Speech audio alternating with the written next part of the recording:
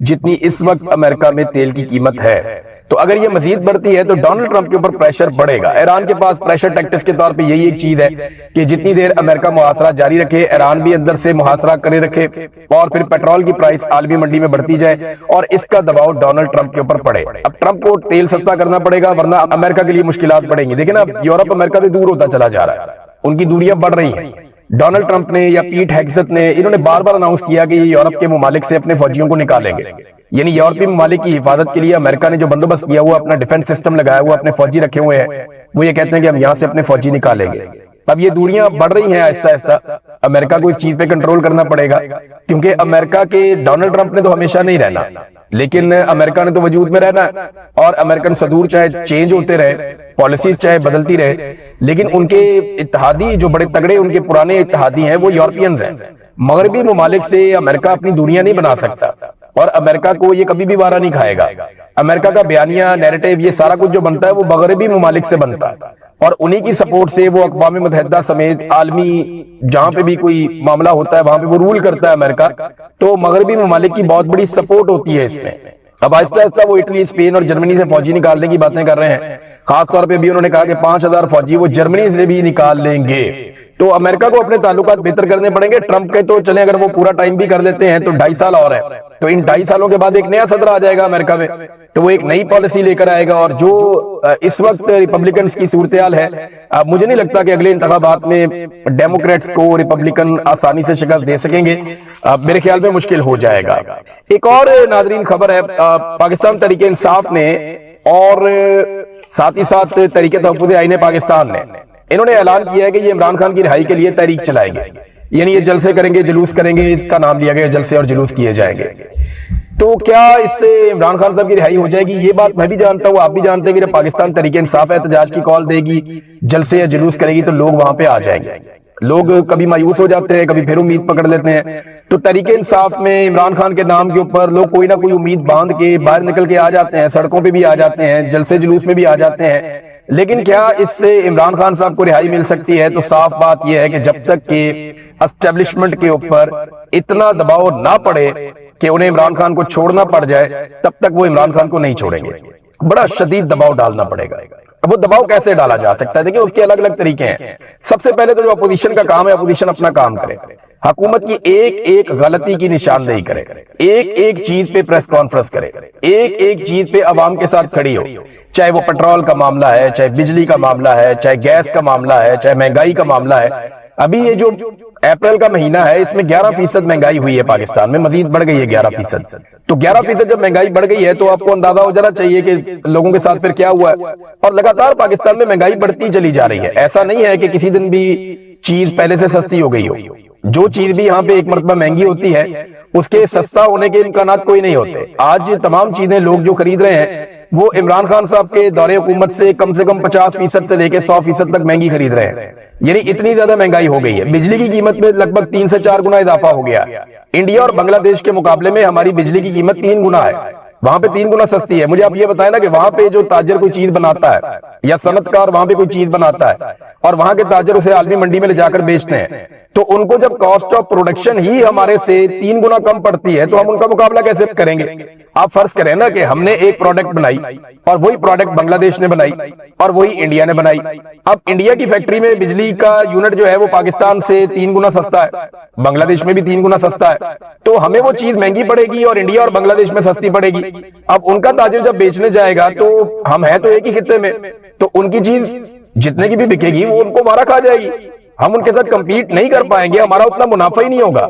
اور اگر وہ فرض کریں ہم ایک چیز 100 روپے کی بنا رہے ہیں، وہ اس چیز کو 70 روپے کی بنا رہے ہیں، ہم 110 روپے کی بیچ کر 10 روپے کماتے ہیں، وہ 110 روپے کی بیچ کے 40 روپے کماتے ہیں، اور اگر وہ 100 کی بیچنا شروع ہو جائیں تو ہمیں تو بغیر منافع کے بیچنا پڑ جائے گی، کیونکہ ہم ان کا مقابلہ نہیں کر پائیں گے۔ تو یہ پرابلم پاکستان میں ہے اور یہ لگاتار پرابلم ہے پاکستان میں۔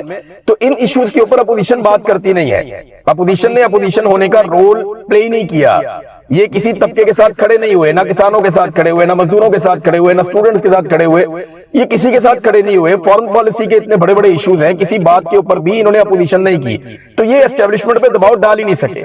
ना सड़कों के ऊपर डाल सके, ना ऐवानों के अंदर डाल सके, ना मीडिया के ऊपर डाल सके। सोशल मीडिया जो दबाव डालता है उसके भी ये खिलाफ हो जाते हैं। बल्कि पाकिस्तान तहरीक इंसाफ अपने सोशल मीडिया पे खुद ही लड़ती रहती है, किसी और ने क्या लड़ना है। अब इस वक्त देखें ना, सूरत हाल ये है और अपोजिशन को कोई होश ही नहीं है। 125 रुपए से लेकर 150 रुपए तक डीजल और पेट्रोल के ऊपर आप सिर्फ टैक्सेस दे रहे हैं 1 लीटर पे। इमरान खान की हुकूमत में 150 रुपए का लीटर जो है वो पेट्रोल था, आज उसके ऊपर खाली टैक्स ही 150 रुपए है। यानी जितने का इमरान खान पेट्रोल दे रहा था उतना तो ये सिर्फ पेट्रोल के ऊपर टैक्स ले रहे हैं। सादी सी बात है, तो कोई बात ही नहीं कर रहा है इसके ऊपर। अब इस चीज को लेकर के अपोजिशन को इन्हें नाको चने चबवाने चाहिए। इन्हें चाहिए सड़कों पे आए, लोगों को बताएं, हर तरफ ये बात करें कि जनाब जितने का हम पेट्रोल दे रहे थे उतना तो ये सिर्फ टैक्स ले रहे हैं, तो पेट्रोल की कीमत तो इसके अलावा है। तो इसके ऊपर जो है ना वो अपोजिशन काम करती होती है, बात करती होती है, लेकिन मौजूदा अपोजिशन जो है वो ऐसा लगता है कि बगैर दांतों के है, ये कुछ करना नहीं चाहते, ये डरे हुए हैं। देखिए, अपोजिशन करने से, सच बोलने से, हकायक सामने लाने से तो आपको कोई नहीं रोक सकता, और वो तो आपको करना चाहिए।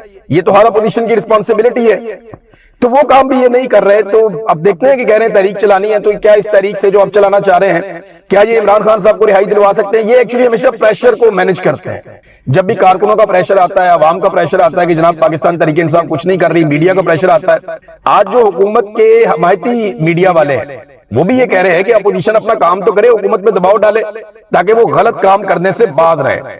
अब सादगी का लेक्चर दे देते हैं कौम को, खुद महंगाई में इजाफा करते चले जा रहे हैं, लेकिन अपने अल्ले तलल्ले मौजूदा हुकूमत नहीं छोड़ रही, लगातार ये इश्तिहारबाजी कर रहे हैं। अभी ये जो PSL का फाइनल होने जा रहा है, इसमें बहुत बड़ा कंसर्ट करेंगे, म्यूजिकल कंसर्ट, बहुत सारे फनकारों को उसमें बुला रहे हैं, बहुत सारे लोगों को उसमें बुला रहे हैं। चले, अच्छा है, कौम को इवेंट मिलने चाहिए, और इंडिया में हो रहा है तो पाकिस्तान में भी होना चाहिए। बल्कि मैं तो कहता हूं तमाम मैचेस के अंदर लोगों को मौका मिलना चाहिए था, लेकिन मसला असल में वही है कि लोग जब मैचेस देखने आते हैं, जहां पे इकट्ठे होते हैं, वो इमरान खान के नारे लगाते हैं। और अब ईरान की और इसराइल की और अमेरिका की जंग लगी हुई है, तो लोगों के वो जज्बात भी भड़के हुए थे, तो इनको ये वारा ही नहीं खाता था। लिहाजा इन्होंने पब्लिक के बगैर पूरा का पूरा PSL करवा दिया, और अब इन्होंने सख्त तरीन सिक्योरिटी के अंदर अपने पासेस जारी करके बहुत बड़ी तादाद में अपने MNAs MPAs और अपने ओहदेदारान को कह रहे हैं कि अपने बंदे लेकर आने हैं, जितनी बड़ी तादाद में अपने बंदे ला सकते हैं अपने बंदे लेकर आने हैं। अब ये अपने बंदे लेकर जा रहे हैं और बड़ी तादाद के अंदर कोशिश कर रहे हैं स्टेडियम को भरे और पासेस के जरिए से भरे, और कुछ लोग टिकट लेकर भी आएंगे बेचारे, और वहां पे पुलिस की बहुत भारी नफरी तैनात कर रहे हैं। पूरी कोशिश है किसी किस्म की कोई सियासी आवाज ना उठे, किसी किस्म की कोई मजहबी आवाज ना उठे, खास तौर पे आप फलस्तीन के बारे में बात ना करें, आप इसराइल के खिलाफ बात ना करें, खास तौर पे आप इमरान खान का तो बिल्कुल ही कोई नारा लगाए ही नहीं। तो अब ये इसके लिए बहुत बड़े पैमाने पे सिक्योरिटी का बंदोबस्त कर रहे हैं। नाज़रीन, एक और चीज मैं आपको बताता हूं। अभी देखें ना, ये कहते हैं कौम को किफायत शारी, अभी आप देखेंगे ये करोड़ों अरबों रुपया खर्च कर देंगे इस बात की तशहीर के ऊपर कि इंडिया के साथ पाकिस्तान की पिछले साल इन दिनों में लड़ाई हुई थी, और आप ये देखेंगे कि मिली नगमे, बैनर, पोस्टर, ये बहुत सारा कुछ ऐसा करेंगे जो गैर जरूरी है। क्योंकि देखें, मैं इसलिए गैर जरूरी कह रहा हूं कि कश्मीर अभी तक आजाद नहीं हुआ। वादा जो है पाकिस्तान की फौज का पाकिस्तानियों के साथ ये है कि वो कश्मीर को आजाद करवा कर देंगे। 70 साल में उन्होंने अपना वादा पूरा नहीं किया, तो अब सिर्फ इंडिया के जहाज गिरे हैं, और उन्होंने पाकिस्तान में नुकसान किया, पाकिस्तान ने उनके जहाज गिरा दिए, उन्होंने यहाँ बहुत सारे लोग शहीद कर दिए थे, हमारे एयरपोर्टों पे उन्होंने मारा, उन्होंने मिसाइल मारे। मामला ये है कि हमने उनके जहाज गिरा दिए, बहुत अच्छी बात है, हम उससे बड़े खुश हैं, लेकिन अब आप कौम का करोड़ों अरबों रुपया इस पे जाया तो ना करें। अंधाधुंध बलूचिस्तान में पैसा बनाया जा रहा है, ऊपर से लेकर नीचे तक सब पैसा बना रहे हैं बलूचिस्तान में। DGISPR ने एक स्टेटमेंट दिया, उन्होंने कहा जी कि दुश्मन से बलूचिस्तान की तरक्की हजम नहीं हो रही। पहले तो DGISPR सब बताएं कि बलूचिस्तान तरक्की कर कहां पे रहा है। पाकिस्तान का सबसे पसमानदा सूबा कौन सा है? बलूचिस्तान। पाकिस्तान में सबसे पसमानदा इलाके किस सूबे में? बलूचिस्तान में। जिन जगहों पे हमले हो रहे हैं वो इलाके तरक्की याफ्ता है या पसमानदा? इंतहाई पसमानदा है। तो पसमानदा तरीन इलाकों में होने वाली कार्रवाइयों को DGISPR ये कैसे कह सकते हैं कि दुश्मन से पाकिस्तान की तरक्की हजम नहीं हो रही? भाई, तरक्की तो आप सारी DHA में कर रहे हैं, तरक्की तो सारी हो रही है PIA की प्राइवेटाइजेशन में, तरक्की तो सारी हो रही है एयरपोर्टों की फरोख्त के अंदर, तरक्की तो सारी हो रही है उन जगहों पे जहां पे बड़े बड़े रकबे लिए हुए हैं बड़े बड़े ताकतवर लोगों ने, और वहां पे पानी की नहरें ले जाई जा रही हैं। सिंध का पानी जो है वो बेच दिया गया, रेगिस्तानों में पहुंचा दिया गया, और अब पीपल्स पार्टी कहती है जनाब कि हम मरसू सिंध ना देसूं, और उसके ऊपर कह रहे हैं जी हम सिंध के पानी के लिए तहरीक चलाने वाले। आसिफ अली जरदारी ने 6 नहरों के मामले में सिंध का पानी बेच दिया था। सिंध का हारी जो है वो ये बात अच्छी तरह अपने पल्ले बांध ले کہ زرداری نے اپنے بیٹے کی اقتدار کے لیے اور اپنی صدارت کے لیے سندھ کا پانی بیچ دیا تھا. اب آپ الٹے لٹک جائیں, سیدھے لٹک جائیں, جو مرضی آپ کریں, پانی تو سندھ کا انہوں نے بیچ دیا اور وہ اب ریگستانوں میں ہی جائے گا. نہریں مکمل ہوں گی اور ریگستان سیراب ہوں گے, جبکہ سندھ کا ہاری پانی کے لیے ترسے گا اور باقی پانی آپ کا بھارت روک رہا ہے, اور اس سے پانی چھڑانے کا آپ کے پاس ابھی تک کوئی فارمولا نہیں ہے, نہ کوئی سنجیدگی دکھائی دیتی ہے. تو ناظرین, پولیس کے لوائقین یعنی جو پولیس والے شہید ہوئے ان کی لاشیں سڑکوں پر رکھ کے بیٹھے ہوئے ہیں. یہ پہلی دفعہ ہو رہا ہے اور یہ انفارمیشن آ رہی ہے کہ پولیس والے ڈیوٹی کرنے سے انکار کر رہے ہیں کہ یار ہم بزدل نہیں ہیں, ہمیں ڈیوٹی کرنی ہے تو کم سے کم ہمیں سہولت تو دو ڈیوٹی کرنے کے لیے. وہاں سے معدنیات اٹھا کر لے جاتے ہیں بلوچستان سے, تیل کی سمگلنگ وہاں سے چل رہی ہے, منشیات کی سمگلنگ اور کاروبار وہاں پہ چل رہا ہے. سارے لوگ منافع بنا رہے ہیں اور بھر کون رہا ہے؟ مقامی بلوچ, چاہے وہ پشتون ہے چاہے وہ بلوچ ہے, اس کا قتل عام ہو رہا ہے وہاں پہ. اور اقتدار کے اوپر بٹھا دیے جعلی لوگ جیسے ہمیشہ سے بٹھائے جاتے ہیں. مولانا اسحاق کا میں ایک سٹیٹمنٹ بہت وائرل ہو گیا آج کل, اور میں وہ سن رہا تھا, بہت ساری جگہوں پہ لوگ لکھ رہے ہیں. مولانا محمد اسحاق بہت بڑے عالم دین, بہت بڑے عالم دین. انہوں نے ایک بات کہی تھی, انہوں نے کہا جی شرک کے بعد سب سے بڑا جرم زبردستی حکومت پر قبضہ کرنا ہے. یہ اتنا بڑا جرم ہے جو پاکستان میں ملٹری اسٹیبلشمنٹ نے موجودہ حکمرانوں کے ساتھ مل کر لیا. تو چلے انہوں نے یہ جرم کیا ہے نا, تو یہ سزا بھی بھگتیں گے, اس دنیا میں بھی بھگتیں گے اور اللہ رب العزت بھی ان سے جواب مانگیں گے. دیکھیں آج فاطمہ جناح کا, ہماری مادر ملت ہے, قوم کی ماں فاطمہ جناح, آج ان کا یوم وفات ہے. کن حالات میں وہ دنیا سے گئی؟ بہت سے لوگ کہتے ہیں کہ انہیں قتل کر دیا گیا, انہیں ٹارچر کیا گیا تھا. فاطمہ جناح کو بھی ایک جرنیل نے اپنے ذاتی اقتدار, مفاد اور فائدے کے لیے ملک کا غدار قرار دیا تھا.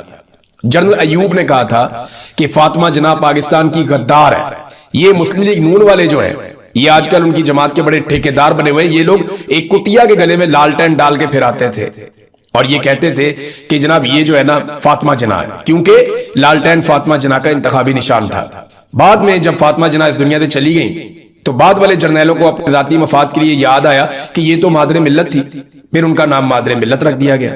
یعنی پہلے انہیں غدار قرار دیا گیا, ان کی زندگی میں ان پہ تشدد کیا گیا, ذہنی ٹارچر کیا گیا, انہیں غدار قرار دیا گیا, ان کی توہین کی گئی, اور جب وہ دنیا سے چلی گئی تو بعد میں آنے والے جرنیلوں نے کہا یہ مادر ملت ہے. تو اپنے فائدے کے لیے نا انہوں نے کل کو عمران خان کو بھی کوئی بہت بڑا لقب دے دینا ہے آنے والے جرنیلوں نے. آج والے جرنیل تو عمران خان کو غدار قرار دے رہے ہیں, مار رہے ہیں, ظلم کر رہے ہیں, تشدد کر رہے ہیں, قید تنہائی میں رکھا ہوا ہے, وہ ہار نہیں مانتا ان سے. اور آنے والے جرنیل یاد رکھیے گا, وہ اپنے مفاد کے لیے نا اس وقت جو ان کا مفاد ہوگا وہ کہیں گے جی عمران خان جی بڑا نیشن کا یہ تھا وہ تھا, وہ بہت بڑے بڑے القابات دے دیں گے. جسے محسن پاکستان کہا گیا, ڈاکٹر عبد القدیر خان, اس کو انہوں نے ایسا نشان عبرت بنایا کہ وہ کہتا تھا یار مجھے دکھ ہے کہ میں نے ان کے لیے کام کیوں کیا. جرنیلوں نے کیا اس کے ساتھ بھی, پرویز مشرف نے اور اس کے ساتھ جو دوسرے جرنیل تھے انہوں نے مل کر یہ گھٹیا کھیل کھیلا تھا. تو گھٹیا کھیل تو ناظرین یہ کھیل رہے ہیں اور کئی دہائیوں سے کھیل رہے ہیں. کشمیر کی صورتحال دیکھیں نا وہ کتنی خراب ہو گئی, وہاں پہ جو بندہ بھی ووٹ مانگنے جاتا ہے عوام اس کی دھلائی کر دیتی ہے. یہ ایک نہیں کئی واقعات ہو چکے ہیں, کئی جگہ پہ لوگ جاتے ہیں, ابھی بچت ہو رہی ہے, لیکن جیسے جیسے الیکشن قریب آئے گا آپ کو چیزیں نظر آئیں گی.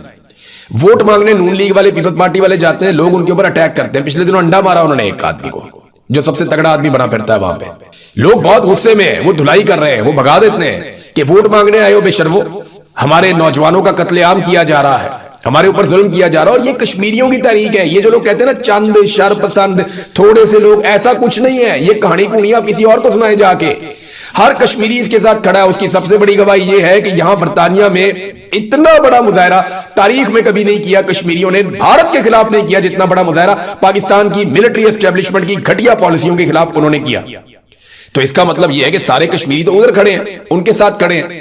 ناظرین کچھ اور خبریں ہیں, میں آپ کو اپنے اگلے ویلاگ میں وہ خبریں دوں گا, کیونکہ اس ویلاگ میں تو سارا بلوچستان ڈسکس ہو گیا اور کچھ کشمیر کی تھوڑی بہت چیزیں ہم نے ڈسکس کی ہیں. ہاں ایک چیز میں آپ کو جاتے جاتے بتاؤں کہ احمد فرحاد اور رضی طاہر, ان دونوں کے لیے ضرور آواز اٹھائیں. رضی طاہر صاحب کو ایک مرتبہ پھر ضمانت نہیں ملی, ان کے ساتھ بہت ظلم کیا جا رہا ہے, لگاتار بار بار ان کو جو ہے وہ ریمانڈ پہ کبھی دے دیا جاتا ہے, کبھی جوڈیشل کر دیا جاتا ہے, اور اب پیر والے دن دوبارہ دیا گیا کہ منڈے کو دوبارہ عدالت لگے گی, مزید دلائل ہوں گے. بھئی ایسا کیا کر دیا اس نے؟ کوئی ایٹم بم کا فارمولا لے کر چوری کر دیا اس نے. ایک جرنلسٹ ہے, وہ ایک خبر دیتا ہے, آپ کو خبر پسند نہیں ہے تو بھی اس میں اس کا کیا قصور ہے؟ ارشد شریف نے کہا تھا نا کہ آپ کو آئینہ دکھاتے ہیں ہم, اگر آپ کو آئینے میں اپنی شکل اچھی نہیں لگتی تو اپنی شکل ٹھیک کریں. آپ آئینے کو کیوں توڑتے ہیں؟ آپ ہم سے کیوں لڑتے ہیں؟ اسی طرح احمد فرحاد سے پورا زور لگا رہا ہے نظام، وہاں پہ بیٹھ گئے جناب ایک ویڈیو بنا دو، ایک ویڈیو بناؤ جس میں آپ جوائنٹ عوامی ایکشن کمیٹی کو برا بھلا کہو اور ان ساری چیزوں کو غلط قرار دو تحریک کو.